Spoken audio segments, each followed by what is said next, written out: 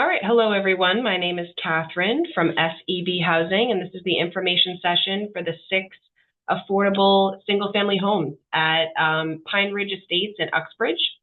And the purpose of this information session is to share a little bit of background information with you on the homes, on the application process, the affordable housing program, what to expect after the lottery is run. So if you have any questions during the session, you're encouraged to either type them into the chat in Zoom, or I'll be asking throughout the presentation if you have any questions, and you can unmute yourself. You were automatically muted when you came into the information session, just so we can minimize any outside noise. And you should have heard as well that the meeting is being recorded, and that is because this will be saved to SEB Housing's YouTube channel for anyone who wasn't able to join tonight, but who wanted to participate or watch the information session. So just for some background information at first on who SEB Housing is, as you can see, I have a few slides that I'll be going through here. So just wanted to start off with that. So SEB Housing, we are an off-site affordable housing consultant group. We've been hired by the developer to market the affordable homes, conduct this information session, collect and review lottery applications to determine applicants' eligibility for the affordable housing program. We'll also be the ones eventually running the lottery for the homes. We're not part of the sales team, though. We haven't seen the homes in person. So in the initial phases of this application process, we'll be your main point of contact. SEB Housing will be your main point of contact rather than the sales team, but then further along in the process, you'll have more direct contact with the sales team if you are one of the applicants who will be moving forward to purchase one of the homes. So there's kind of two broad steps in the process. The first being to apply for the affordable housing program by submitting your lottery application. Excuse me. And during that time, SEB Housing will be here for you if you have any questions on the program. We'll do a preliminary review of your application.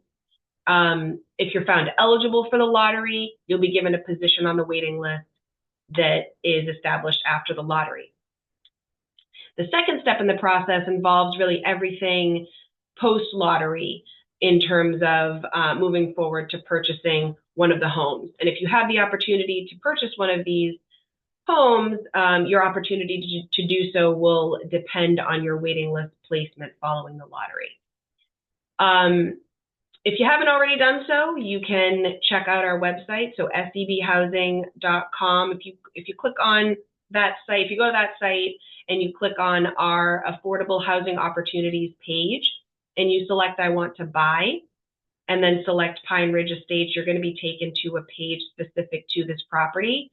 And that has a downloadable version of the lottery application in a PDF form, as well as a template deed rider that will be a document that is finalized closer to the closing. And I'll go through a little bit kind of what that entails in a few moments.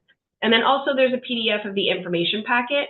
And the information packet contains a lot of the information that I'll be covering during this session. So even if you are attending the session, we still encourage you to take a look at the information packet, because there's a lot of information in there that some of it that I may not get to, and it's just useful for you to have handy if you're interested in this opportunity. And then what you want to do is you want to fill out that lottery application. You want to submit it to us with your mortgage pre-approval, which is the only other document that is required to be submitted along with your lottery application. You want to submit that to us by the deadline, which is March 25th. So it's coming up pretty quick now, actually. So it's only about three weeks away. And you want to either email it to us, you can scan it to us, you can fax it to us. Our fax number is on the first page of the application. You can send it to us by regular mail. If you're in the Needham area, we have an office in Needham, and our address is 257 Hillside Ave. There is a secure drop box there that you can drop it off at. Any of those ways, whichever is most convenient to you, that's how you're going to get the application into us. We encourage you to get the application in early if you're interested. It's fairly brief. Again, you don't need to submit any supporting income information. pay stubs or anything like that is not required yet in this process to get into the lottery. It's just the mortgage pre-approval and that lottery application where you're self-reporting your income. You don't need to be a resident of Uxbridge to apply for this lottery. However, households who qualify for local preference are going to have priority on the waiting list. This is the first lottery for affordable units at Pine Ridge Estates. There will be more though. I don't know when the next lotteries will be, but likely not until late this year at the earliest for the second one. And there will be a total of 10 units that will be affordable at Pine Ridge Estates, but this lottery is for the first 6 of those. So any questions yet on logistics or anything like that? Everybody can hear me okay, I hope. I'm going to go through some information about the homes themselves before getting into kind of the lottery process and all of that. So these 6 homes, they're going to be made available and they're going to be sold at an affordable price, only made available though to households with incomes at or below 80% of the area median income. The affordable sales price for these are all 4-bedroom homes, by the way, is $272,000. There is no HOA fee, which is great. Sometimes you do see an HOA fee, even if it's a single family home, but there's no fee here other than the mortgage you'll be paying. And so that $272,000, that price is significantly lower than what the market rate homes within the community are selling for. So the market rate homes are selling for between $760,000 and $740,000. And as you can see, if you go on their website, so this development does have a website. It's pineridge-uxbridge.com. There are floor plans for several different style homes, and there's 4 different styles of homes that are going to be made available in this lottery. So they're called the Ashley, the Brooklyn, the Layla, and the Tucker. So I've listed that here because, like I said, the floor plans are on their website. There's going to be 3 homes that are in the Layla style. The other ones are just 1 each.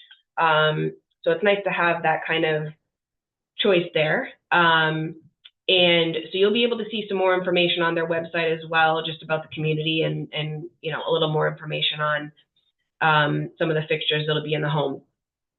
The sales team let me know that tours are not currently available, but of course they will be available for applicants who are found program eligible after the lottery. So prior to reserving or purchasing one of these homes, you will clearly have a walkthrough and all of that, and you'll be able to see the home. These are brand new builds. The community will have a total of 40 single family homes. It's close to downtown Uxbridge and Route 146, which is a link to Providence and Worcester. All of the homes, like I said, are 4 bedrooms, 2.5 baths. They all have a 2-car garage, a private lawn, and either a deck or a patio, depending on the style of the home. They also had kind of different layouts, like I said. So the master or the primary suite is downstairs for some of these homes. It's upstairs for others. But they have modern finishes because, again, these are new builds. And the affordable price was calculated. There's a formula for this affordable housing program, and that formula takes into consideration the area median income, or the AMI. The Federal Housing and Urban Development Department, HUD, releases the AMIs for the whole country each April, and Uxbridge falls within the Worcester AMI area. So like I mentioned earlier that there would be something called a deed rider that is filed along with the deed at the time of your purchase of this affordable home. And that's just something that ensures in part that the home is going to remain affordable in the future, even if the initial owner decides to eventually sell it. And just to give you a quick overview of 3 things that you're going to find in that deed rider. The deed rider, excuse me, limits the amount for which you can eventually resell the property. So this opportunity is likely not for you if you're looking to purchase a home, flip it, sell it. It doesn't mean you wouldn't be able to sell it for more than you're going to pay for it eventually, but it would need to be resold to a affordable buyer. So you might have a return on investment, but it's not going to be the same sort of appreciation in price that you might see in the market for market rate homes. There is a formula for the resale price, and that's kind of detailed a little bit on the last page of the information packet. And again, that formula is based on AMI as well. Secondly, in the deed rider states that this home must be your primary residence. So generally it can't be purchased and then rented out as an investment property like an Airbnb or a Vrbo or something like that. And then the deed rider is also saying that if you'd like to refinance or make capital improvements, like a new roof or something like that in the future, the state agency that oversees the affordable housing program, which in this case is the Executive Office of Housing and Livable Communities, their acronym is EOHLC, they would need to approve any improvements like that, any major renovations and things, for you to be able to do that because of the affordability restrictions. Again, these are brand new homes though. It's unlikely that you'd be looking to make improvements anytime soon. So just want to mention those because those are kind of the main topics of the deed rider, but take a look at the deed rider itself on, it's one of the PDF attachments that's on our webpage for this property. And I mentioned that a mortgage pre-approval is required to be submitted along with your lottery application. We suggest that after you review the information packet, you actually either copy or rip out page 8, which is the page that has the required mortgage pre-approval standards for this housing opportunity. So we basically recommend that every applicant or potential buyer brings this to their lender or the bank with them, along with the deed rider, to show that lender the affordability restrictions. And the reason we say that is because you want to make sure that the mortgage lender or the bank is offering you a mortgage product that is going to meet the necessary standards. And some of the deed rider restrictions can be problematic for some lenders. Certain loans won't accept the terms of the deed rider. So for example, a loan needs to have a fixed rate throughout the entire term of the mortgage. Excuse me again. It can't be an FHA or a VA loan, since those types of loans don't accept these deed restrictions the Affordable Housing Program has. And of course, you don't want to be in a situation where the lender that you chose for the mortgage pre-approval was not aware of these affordability restrictions. And then at the time of purchase, when you're trying to get your mortgage commitment, you're not able to get that from them because you didn't give them the information about the affordable housing program. So just make sure that you do that. We also like to kind of just flag the fact that we've noticed that Bank of America hasn't been a lender that applicants have been able to successfully close with for an affordable opportunity.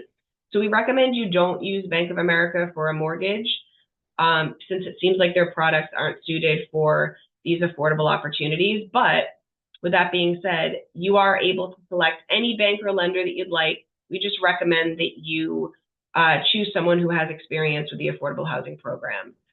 And with that being said, there is a link on page 8 of the information packet, that same page that we mentioned that you could bring to the bank, that has a link to the Massachusetts Housing Partnership website. They're a nonprofit and they're a great resource to help you find lenders who are familiar with affordable housing. You can just do a search on their website and there's dozens and dozens of lenders that will come up for banks everywhere. It's not in one geographic area. Any questions on the opportunity before I move on to the eligibility requirements for the affordable housing program. I kind of just went through the general application process, the deed rider, a few things on this slide here about the home. I do. Hi. Yep.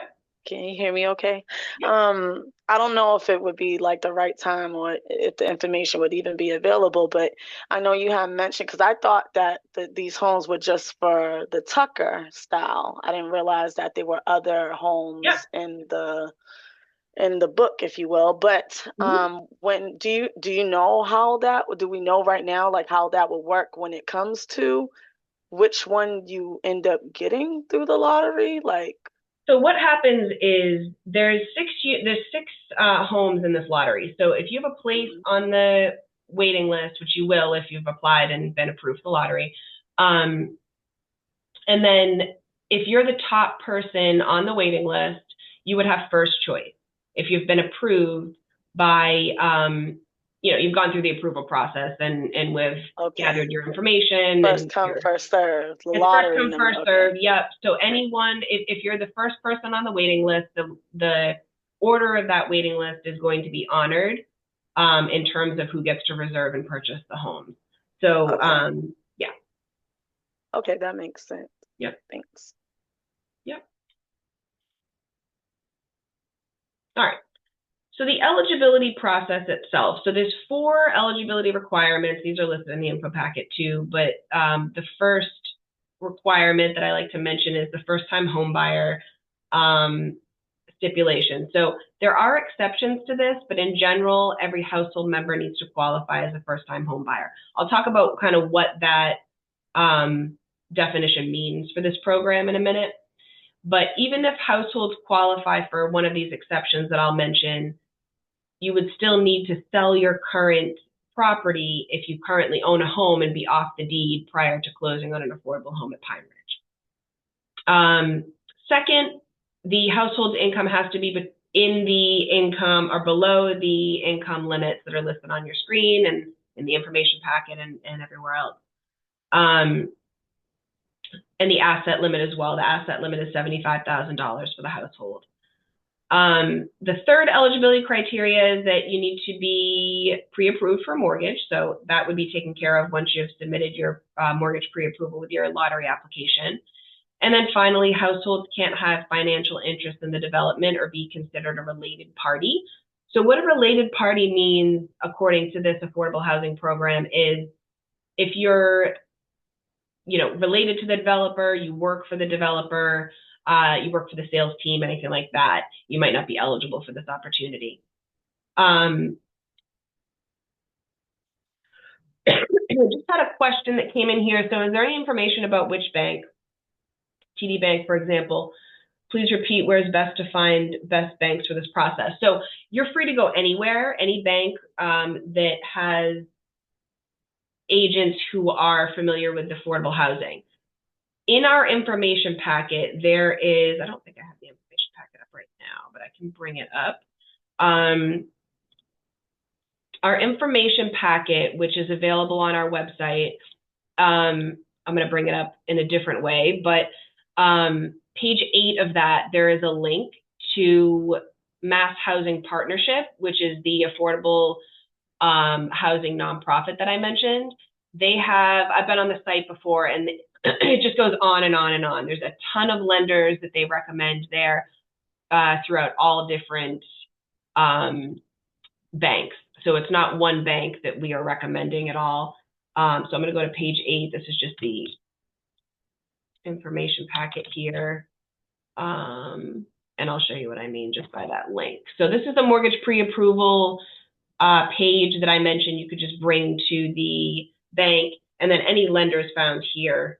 So it's mhpmasshousingpartnership.net.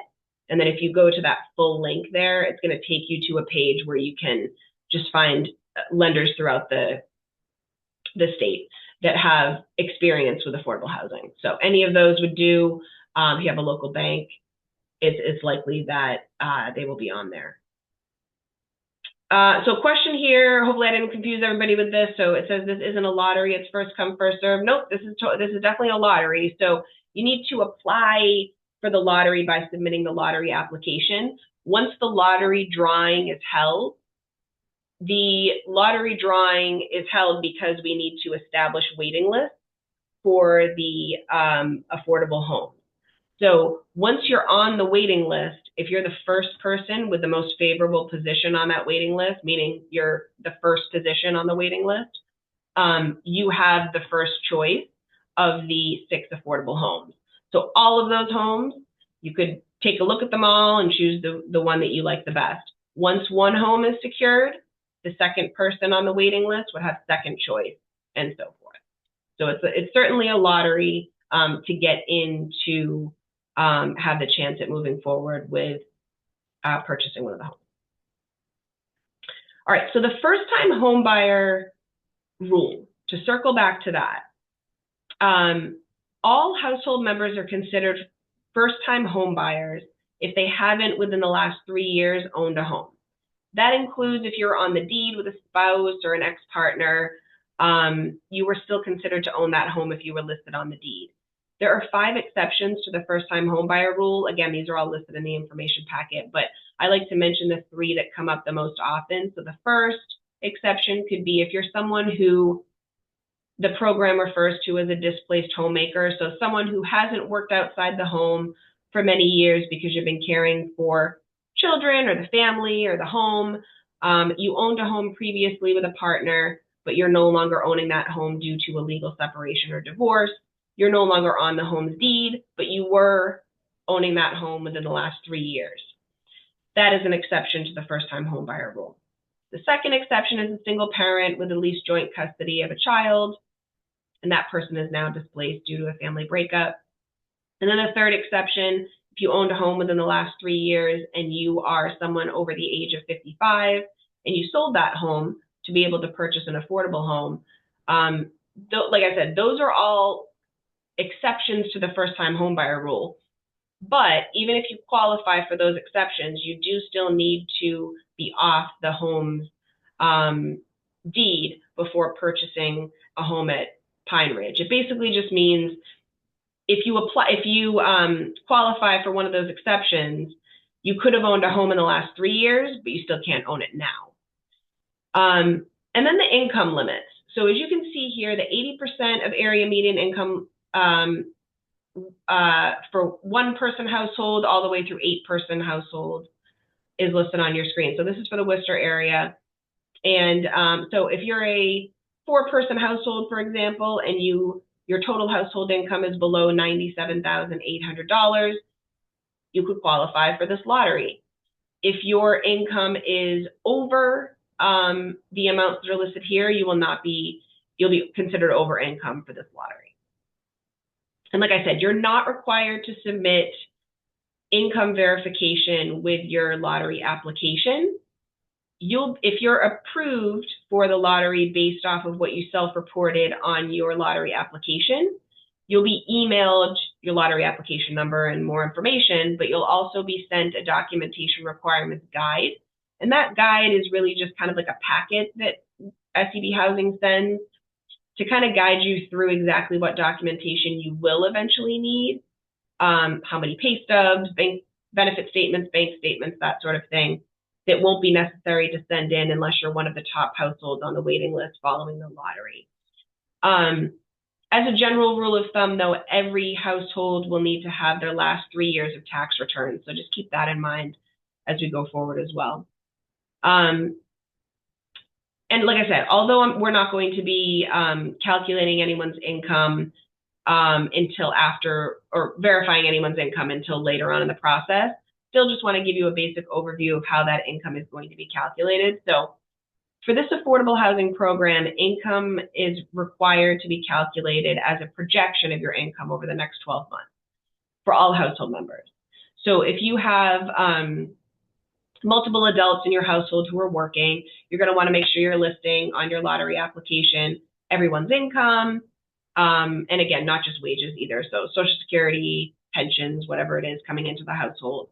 The only exceptions to the income that we need to count towards your total household income are wages from minors. So if you have a 16-year-old in your home, for example, and they're working, we're not going to count their income towards your total household income. Similarly, full-time students, if you have a college student, who's 21, who's working, we're only going to count the first $480 of their wages towards your total household income.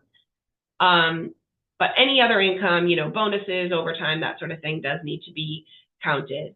And we are required to count your gross income, not your net income. So the amount you make before taxes is what we need to count, although, most of us are not taking home the full salary or even the hourly rate that we make because of, taxes and Social Security and all of that. How we calculate your income, too, is not one size fits all. So everyone's income circumstances are unique. Some applicants have a weekly salary that's consistent throughout the year. You have the exact same paycheck every week. But then there's people who are self-employed or they're working seasonally. If that's the situation for anyone in your household, we might need to look further back into the past to be able to anticipate or project what your income will be for the next 12 months. And then specifically for anyone who's self-employed, we are going to need a profit and loss statement from you showing business expenses and things like that. And then in general, any income that you have been making, we're going to assume that you're going to continue making it going forward unless we have definitive documentation from, say, like a former employer letting us know that you're no longer with them or anything like that.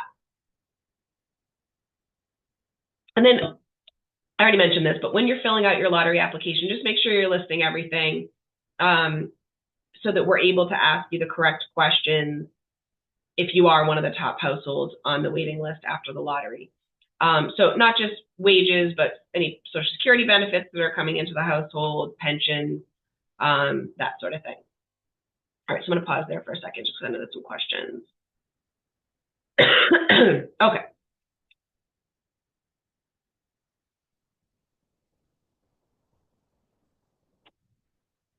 Just have a question here that's a direct message. It's a little bit long, so just give me a second. I understand priority will be given to people who fill the entire space of the house. We are 4 in total.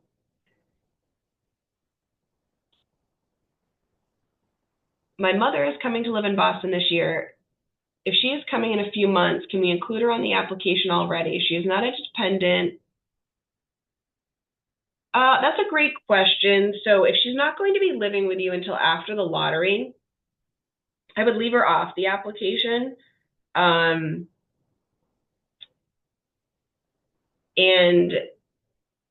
yeah, I would leave her off the application. You can write a note just for the person who's reviewing the application to confirm that situation, but I see that you've given your information here. So I'm going to copy this and pass it along to my colleague, Abby, who will be the one who'll be working with everyone once your applications are in, and she'll know much more about how she would suggest you move forward with that. But yeah, I mean, there's nothing that would suggest to me that you would need to list her right now necessarily. Okay, and then another question here. What about domestic violence? Someone who's been divorced and working recently in the past 2 years to support self and children, but was a homemaker. Home is in the process of being sold.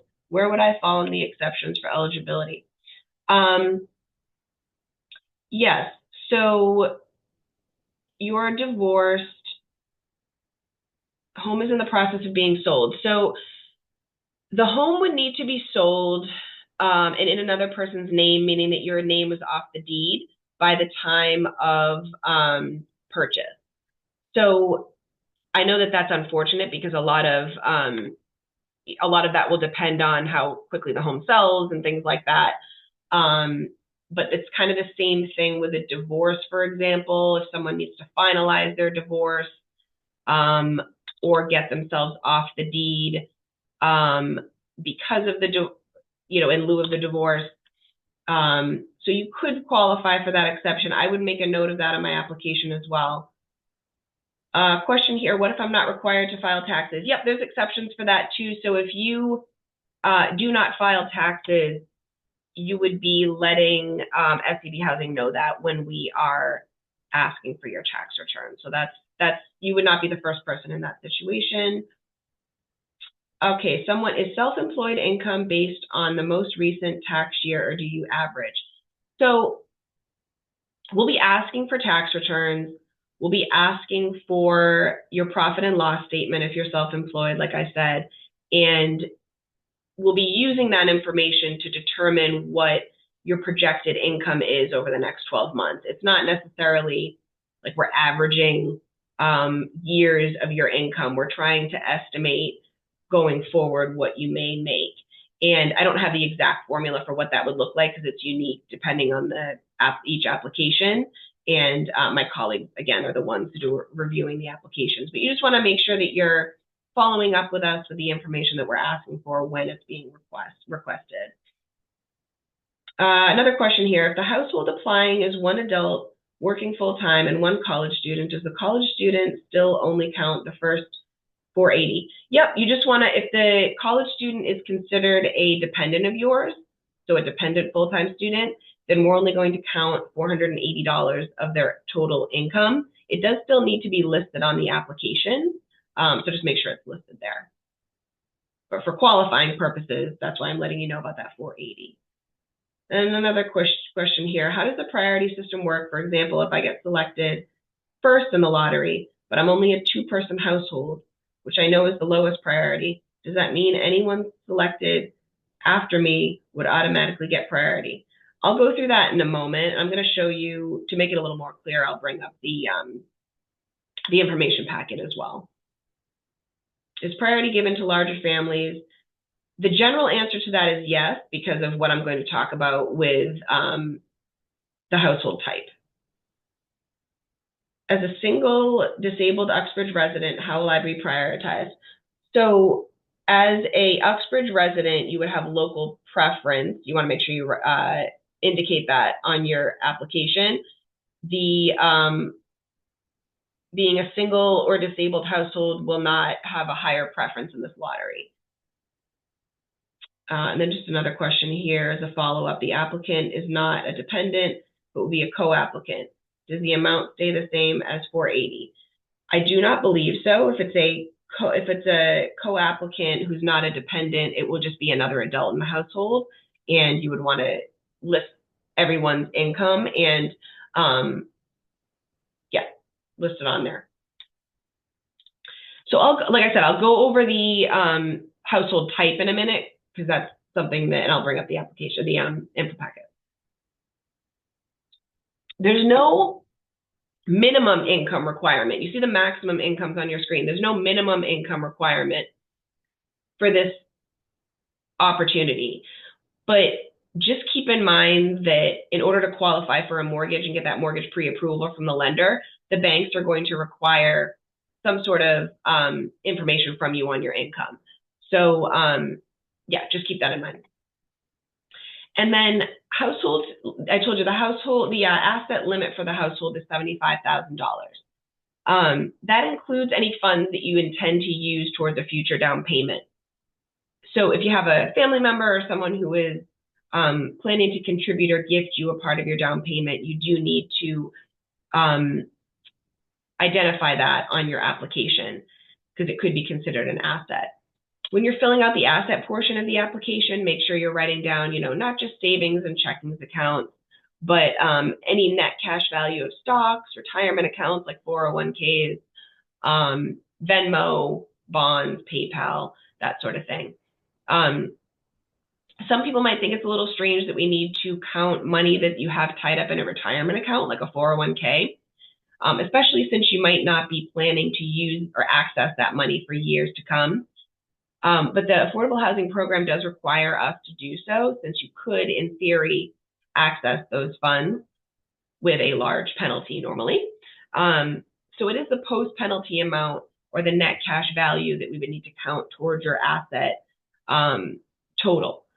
And how we would know that amount is basically you would need to get a letter from the financial institution that holds your 401k, for example. And they would be able to estimate or list the post-penalty amount. So, for example, like most people, if you have $50,000 in a 401k, if you were to cash it all out now before retirement age, you might only get, I don't even know the percentage, but say you would only get $25,000. That's what the letter will say for us. So we can count that towards your total household income. All right, so I'm going to move on to lottery eligibility, and this is going to cover some of the household type that I mentioned. So if you're interested, like I said, get your lottery application in early. We'd review it. If there's anything missing, we'll work with you. If you have any questions, if anything appears incorrect, we'll let you know. If you're found to be eligible for the lottery, we'll send you a lottery application number. That will be in the form of A.00 whatever. So if you're the very first person to submit your application for Pine Ridge Estates to be approved for the lottery, your number is going to be A.001. It's not meant to be a ranking of any sort at this point. It's just going to be the number that we call during the lottery. So your name isn't called, it's anonymous. So the email that you receive confirming your eligibility for the lottery, it's also going to confirm whether or not you identified that you have local preference. And you'll be self-reporting that on your application. You won't need to provide verification until after the lottery that you have local preference. Your household might have local preference if you live in Uxbridge, you work at a business located in Uxbridge, or you work for the town, or if you're a guardian of a child attending Uxbridge Public Schools. Like I said, the waiting list has local preference, and I'll talk about that in a moment. On your application, you will have also indicated your household type. And what that means is you're either a type 1, 2, or 3 household based on your household composition. Who is in your household, and I'll show you the definitions of that in a minute from the information packet. Since all of these homes are 4-bedroom homes, type 4 households are going to have priority for the 4-bedroom homes. That means that all type 1, 2, or 3 households are going to be behind type 4 households on the waiting list that is established following the lottery. So I know that there was a question on that, so I'm going to bring up the information packet again to show you, excuse my voice, here's the household types, just to give you a sense. Everyone will qualify for, the household, a type 4 household, any household with 8 members, 7 members, 6 members, 5 members, and then some 3- and 4-person households. Type 3 household, qualifications are listed here, 2 and 1. So you'll see that on the information packet. It's also on the lottery application, if you've seen it already. And then if I go down to the waiting list, this is the order of priority when we're sorting the results of the lottery onto these waiting lists. So if you're a local preference type 4 household, you're going to have top priority on the waiting list, meaning you're going to have a more favorable position on the waiting list than a type 4 household who doesn't have local preference, as well as anybody in these other categories as well. If you're a local preference type 3 household, you're going to be right around here in terms of preference. So if you're the first person if your lottery number is drawn first, if your application number is drawn first on the lottery, but you're a type 1 household who doesn't have local preference, your number is still going to be towards the bottom of the waiting list, unfortunately, because in this lottery, all of these other categories of households have higher priority than you do. Kind of likewise, if you are a type 4 local preference household who was called 10th in the lottery, but everyone who was called ahead of you had a lower priority than you did, you're going to be first on the waiting list. So these priorities are really important to keep in mind just when after the lottery happens, if you're surprised kind of at maybe where you fall on the waiting list, it may be due to this. So just keep that in mind. When you're filling out your application, if you're not sure which household type you are, just make sure you're writing in the members of your household correctly, and we'll help you with that. So just wanted to mention that because I know there's always some questions on it. All right. Oop. I'm going to put the slideshow back up for you.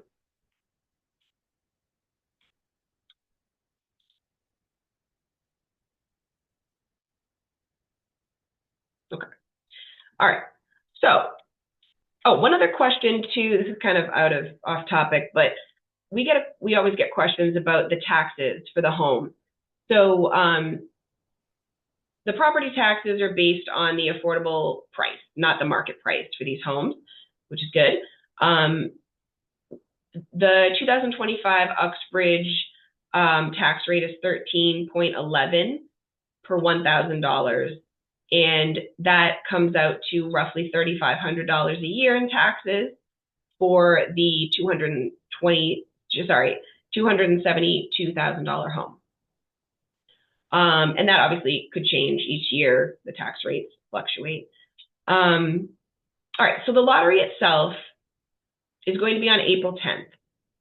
The application deadline is March 25th, like I mentioned. The lottery will be held similar to this format. It'll be via Zoom, a digital lottery, and I will be sorting the results on the screen. You'll be able to see them. I'm sorry, I won't be sorting the results. I'll be doing the lottery and using a screen share, so you'll be able to see the results of the drawing. After the drawing, I'll sort the results onto the waiting list, and the waiting list will be sent to all lottery applicants, usually that same evening. So you'll be able to see shortly after the lottery where you fall on the waiting list, just not during the lottery itself. So sometimes you're not sure kind of where you stand during the lottery. Like I mentioned, it's hard to, if you're actually viewing the lottery and you're not a type 4 household, you weren't picked right away, sometimes it's difficult to know where you're going to stand. But that email that comes to you soon after will have the waiting list attached to it. The top households on the waiting list will be highlighted. So those households will be the first to be called forward to move forward to the next step in the process, which will be to submit all of your income, asset, tax documentation to us so that we can confirm your eligibility for the program. Because remember, up until that point, you've only submitted your lottery application and your mortgage pre-approval, which is just self-reported your income to us. So you'll have about 10 days to get that information into us if you're one of those top lottery households or top waiting list households that we're inviting forward to move on to that next step in the process, to submit your information to us.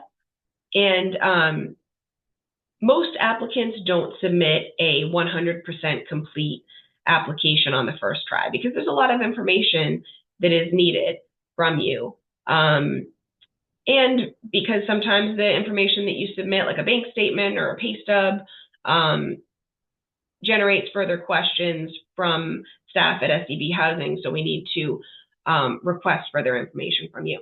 But that's perfectly fine. We work with everyone. We encourage applicants to just prepare your documentation early. If you are missing anything, we'll absolutely work with you to make sure that you complete that application.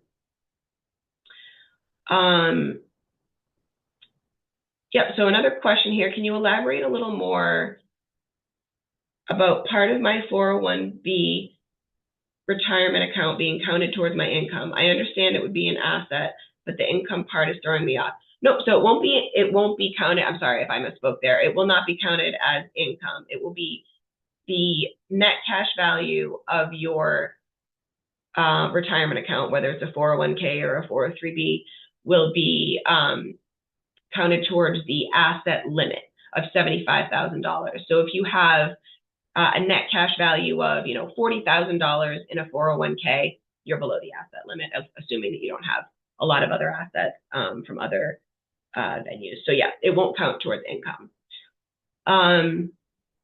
Does priority come before the order drawn during the lottery? For example, for a smaller household, if we're drawn in the first 6 people, do we get a home since there are 6 homes, or do we get pushed to the back due to our household capacity? Yeah, unfortunately, it's the latter. So immediately following the lottery, when the waiting lists are generated from that lottery drawing, the lottery drawing is basically how we establish an order of priority for the waiting list. Smaller households are going to be sorted onto the waiting list at a lower position, a less favorable position on the waiting list, because when we're sorting onto the waiting list, we are looking at those, at each of those tiers that I just showed you in terms of, the type 4 household is the top of the waiting list, the type 3 household is below that, the type 2 households are below that. But again, we don't know how many people are going to submit completed applications for this lottery. So I don't want that to discourage smaller households from applying. I can say that, there's 6 homes available. It is extremely unlikely that the top 6 households on the waiting list are going to purchase the home. That I don't think ever happens for any of our lotteries. There are people who drop out, who are no longer eligible. It just doesn't normally work out that way. It's not, I'm sure my colleagues wish it was 6 people who needed to be screened and everything to get the homes purchased, but it generally takes a lot more working down the waiting list to get the purchases to go through. So in terms of the next step in the process, if you're ultimately found eligible by SDB Housing, our next step is then to take all of your information, your income information, and send your file to the State Department who oversees the Affordable Housing Program. In this case, it's the Executive Office of Housing and Livable Communities, which is EOHLC.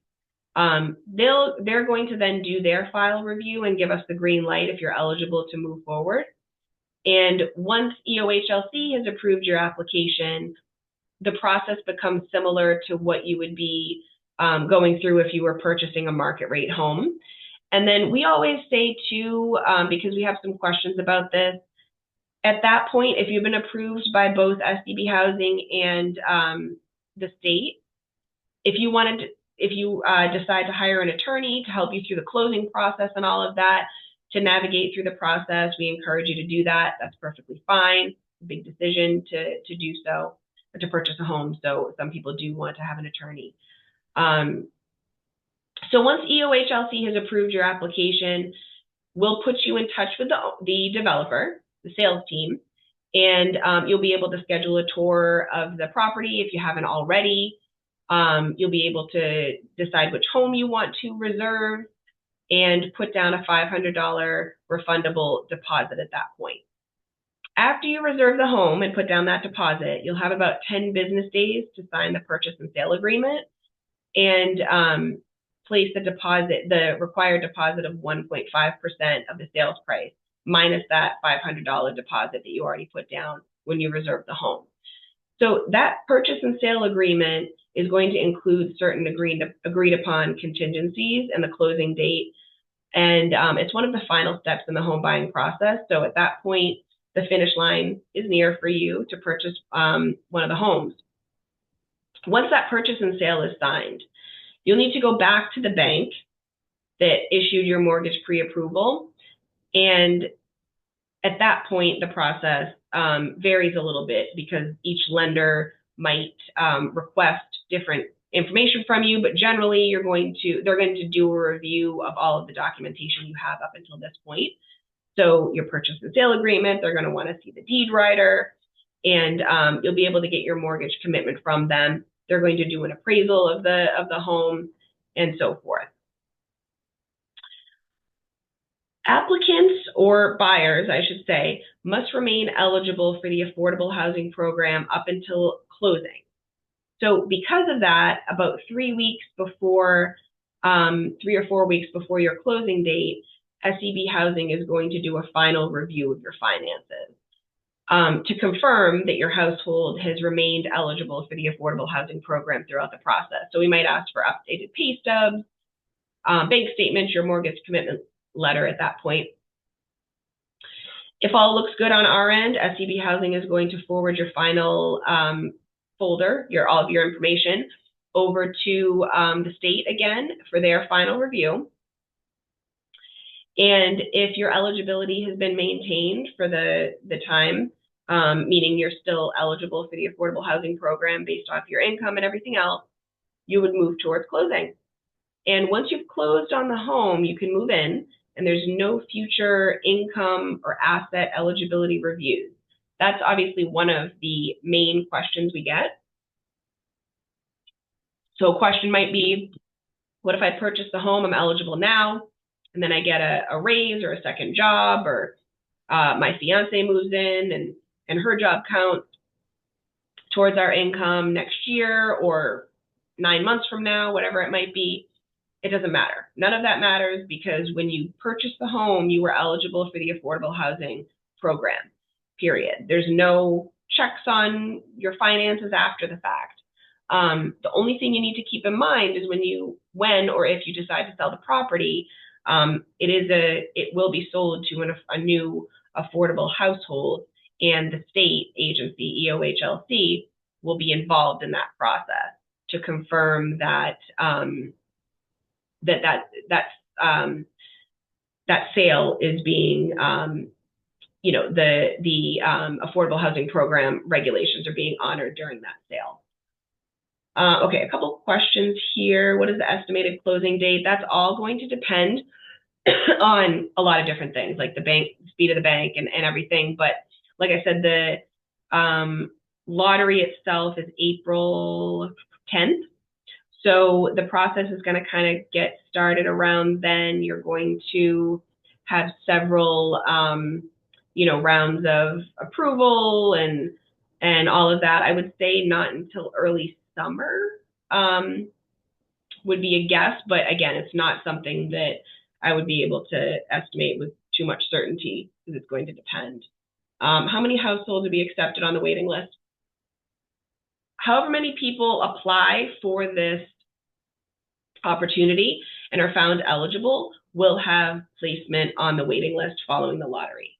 How many people will be screened for purchasing one of these homes? I don't know, because it depends on how many people drop out and are not found eligible and so forth. But we don't close the waiting list or the lottery when it gets full or anything like that. So it's open until that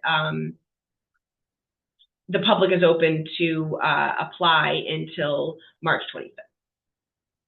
When would the first home buyer be ready for the close approximately after the waiting list is set? So yeah, same question. I don't know when the closings will be, but it typically takes several months after the lottery, because of the bank's process and the process in terms of the affordable housing program, because you need to be approved twice, basically, by SCB Housing and the state. So it's kind of open for questions now. That's everything I wanted to get through from the information packet.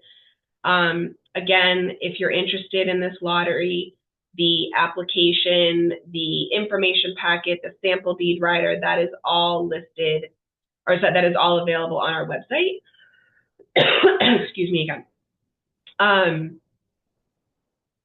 And yeah, we look forward to getting your application if you're interested. And of course, any questions, I'm going to go back to just our email and number here.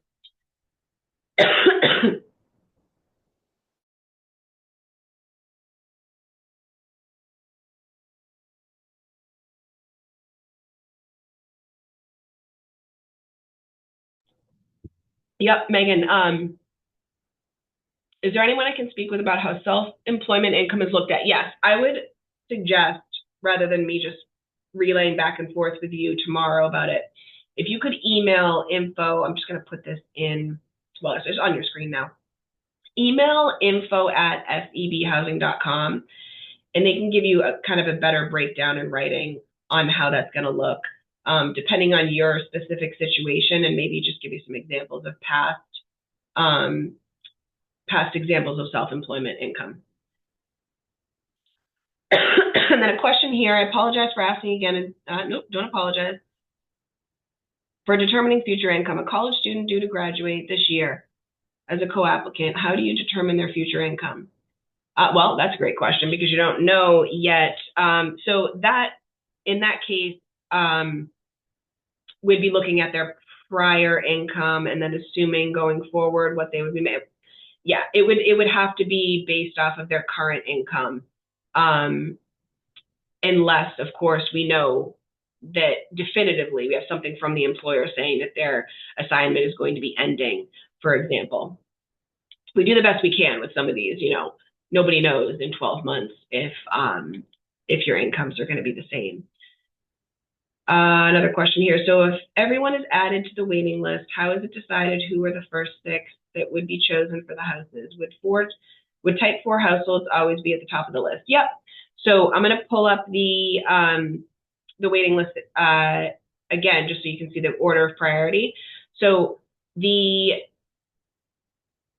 waiting lists are established after the lottery. So the lottery drawing takes place, and all of the lottery application numbers are randomly shuffled into the lottery drawing. So it's just luck of the draw, right? And then whichever type 4 household had local preference too. So whichever type 4 local preference household had the highest or the best, most favorable position on that during the lottery is going to have the highest position on the waiting list. All of those type 4 local preference households are going to be followed by non-local preference type 4 households. Then all of the type 3 local preference households and so forth. So this is the order of priority that is followed for the waiting list. So yes, type 4 households are always going to be at the top for this particular lottery because these are, that is the order of priority here. Will the furnishing of basements, extending closets be additional cost, or because it is a lottery home, they will be automatically finished? No, none of these have finished basements. I believe 3 of the 6 have a walkout basement, meaning it's an unfinished basement, but it does exist. And then 3 of them are what they call built on slab, which means there's no basement. It's just, you know, a concrete slab is how the house was built up rather than a dugout foundation. So I don't think the builders have additional costs that could be, that could not be altered for these, because those, I don't know if they're already built right now. But yeah, finishing basements will not be something that could be added.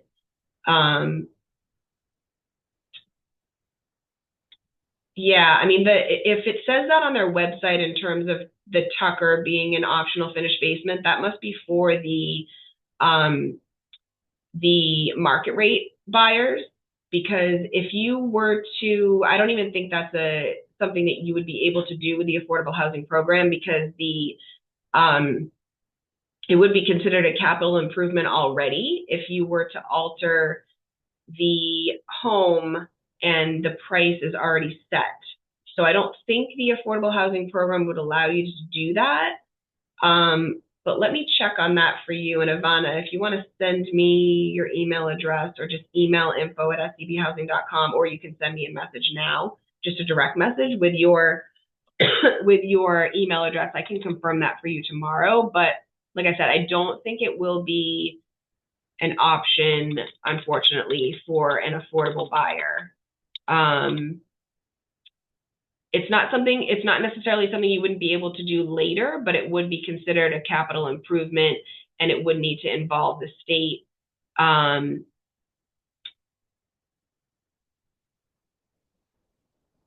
That's a good question too. So are modifications to a home to make a home accessible considered a capital improvement? I do not believe so, but I actually don't know how that is handled, because you would want that to happen before you move in.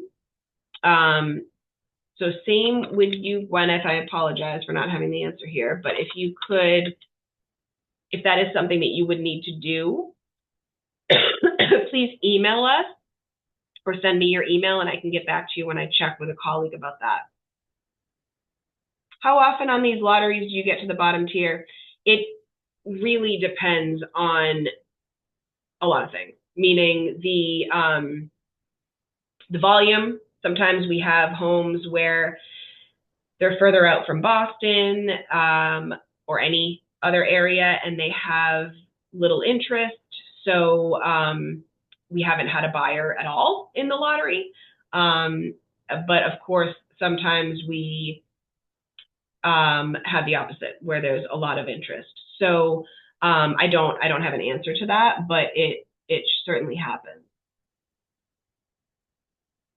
Yep. Okay. So Sophia, you were asking about that as well. Yep. So just send me your emails, and if you don't send me the email, please feel free to email us any questions at info@sdbhousing.com, so we can get those answers for you. Yep. Do you know which lots are in the lottery? I do. So I mentioned I'm going to get out of this again so you can see. I mentioned that the styles are here, but I have the actual addresses as well. And the addresses, like I said, is Mantle Road. And I believe the 6 are 32 Mantle Road. That's lot number 1. Lot number 5 is 58 Mantle Road. Lot number 7 is 74 Mantle Road. Lot number 10 is 92 Mantle Road. Lot number 13 is 108 Mantle Road.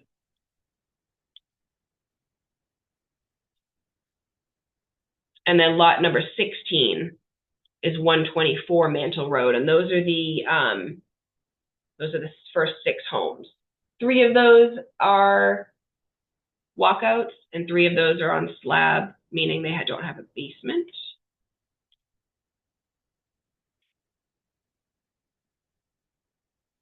Any other questions?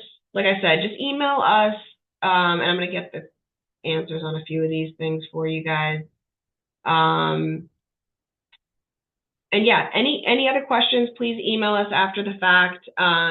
We look forward to getting your applications, and yeah, this is a great opportunity, so we know that there will be some good interest, I think, based on your participation too. Any other questions before I let you go?